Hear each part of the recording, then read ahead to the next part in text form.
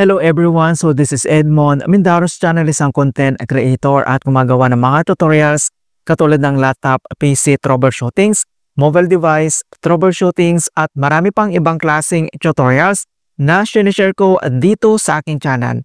At sa video ito ay pag-uusapan natin at i-guide ko kayo on how to delete, save bank account data and password on Google account in Android mobile device. Kung hindi mo kabisado kung paano ba i-remove or i-delete ang bank account data details na nakasave sa ating Google account, ang video ito ay makakatulong sa iyo as your guide. Kaya wag na natin patagalin at start na natin. So ang next step ay kailangan mo lang i-open dito ang ating Chrome mobile browser and then i-click mo lang. At once na-open mo na dito yung ating Google account, then next step, kailangan mo lang i-tap dito yung ating Google account profile na makikita dito sa top right corner. So i-click mo lang. At once na-open mo na dito yung ating Google account, then kailangan mo lang i-tap dito yung manage your Google account and then i-click mo lang.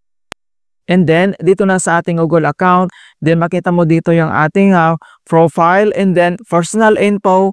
Then next, kailangan mo lang i-select dito yung password and manager and then i-click mo lang.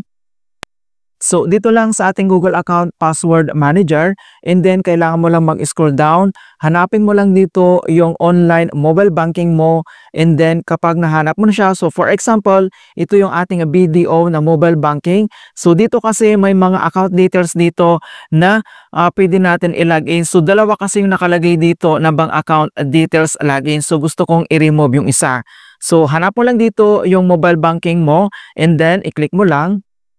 And then kailangan lang natin mag-verify it's you. So kailangan mo lang i-enter dito ang yung Google account na password or gamitin mo dito yung biometric. So gagamitin natin dito yung biometric. So scan lang natin dito yung ating fingerprint para ma-open kaagad natin at ma-verify. Ayan, so na-verify kaagad natin para ma-open natin dito yung ating mobile banking details. So makita mo dito yung ating BDO and then ito yung ginagamit natin ng online na details. And then next, kapag nag-scroll ka lang, makikita mo ulit dito yung another details na login. So ito yung gusto natin i-remove. Okay, so makita mo dito yung ating username and then password. So pwede mo naman i-view dito yung ating password. I-click mo lang dito yung eye icon para makita mo siya. Okay, then next step, kung gusto mong i-remove ito or i-delete, dito lang sa right corner, makikita mo dito yung delete option. So itap mo lang. And then delete password for, ito yung ating online mobile banking. And then kailangan mo lang itap dito yung delete. Ayan.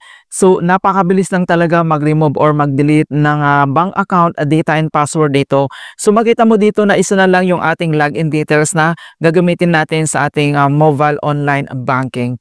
Alright, so ganun lang po kasimple kung paano tayo mag-remove or mag-delete ng bank account, data and password dito sa ating Google account. In hope na nakapagbigay ako ng konting kaalaman at guide tungkol sa Google account tutorials. Thank you guys and see you in my next tutorials.